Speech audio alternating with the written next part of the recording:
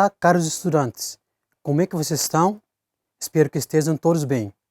Eu sou Adolfino Varela, professor da História.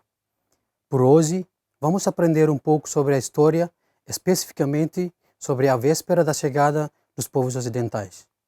Mas antes de começar, quero relembrar rapidamente a vocês quais os objetivos de aprender a história.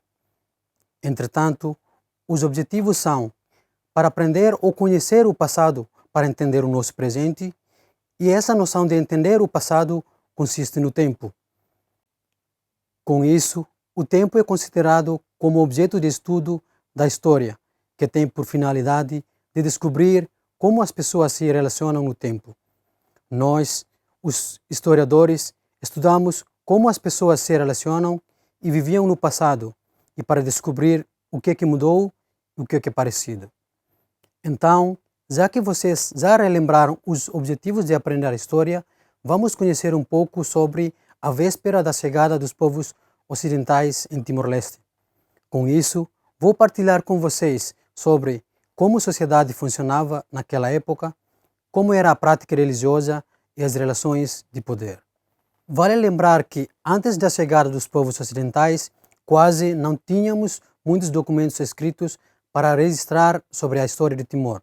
Porém, segundo os materiais encontrados pelos arqueólogos, comprovam que houveram vagas migratórias que fixaram os novos povoadores da ilha.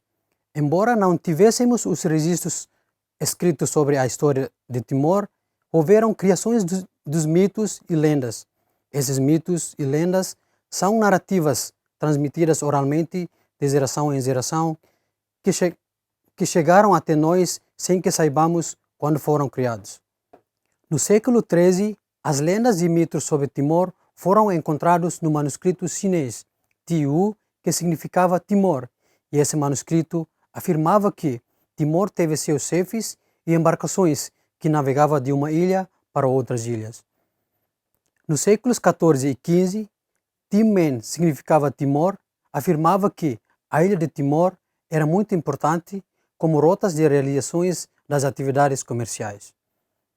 Como vocês já devem ter escutado de que a nossa ilha é considerada como a ilha onde nasce o sândalo, e esses sândalos foram muito apreciados pelos indianos e chineses, e os chineses na época foram considerados como os primeiros a desenvolver este comércio. Esses sândalos serviam como a perfumaria e outras aplicações aromáticas e medicinais. Na China, os chineses os utilizavam para a realização dos ritos religiosos, cerimônia de corte e serviam para ser esculpidos. Em seguida, vamos aprender um pouco sobre a organização política e estrutura social antes da chegada dos povos ocidentais. Cada comunidade teve seus chefes locais, segundo os timorenses chamam de liurai, os portugueses chamam de reis e os holandeses chamam de rajás da mesma família. A hierarquia da sociedade era a sociedade feudal. Os liurais ou os reis eram livres e os escravos eram prisioneiros de guerra e foram comprados e comercializados. As relações entre os seus reinos estabeleceram-se entre as famílias dos liurais. Seguidamente, vamos conhecer um pouco sobre como era a prática religiosa. Os crentes na altura foram considerados animistas. Os animistas, como vocês já devem ter escutado pelos seus pais. Portanto, os animistas em questão acreditavam ainda na estreita relação entre o mundo natural e espiritual, ou refere-se à atribuição da importância especial aos espíritos dos antepassados como modelos e protetores dos vivos. Por esta razão, que as práticas religiosas dirigiam-se aos antepassados e aos Lulik. Segundo eles, possuem poderes sobrenaturais.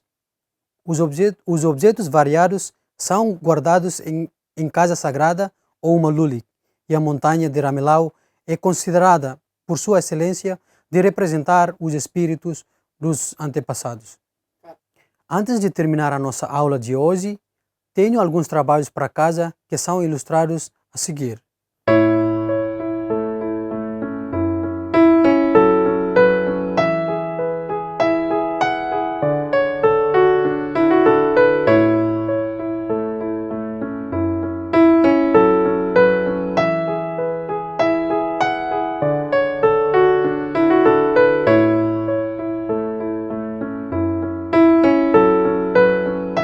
Então, terminamos assim a nossa aula e até a próxima. Obrigado. Se inscreve lá!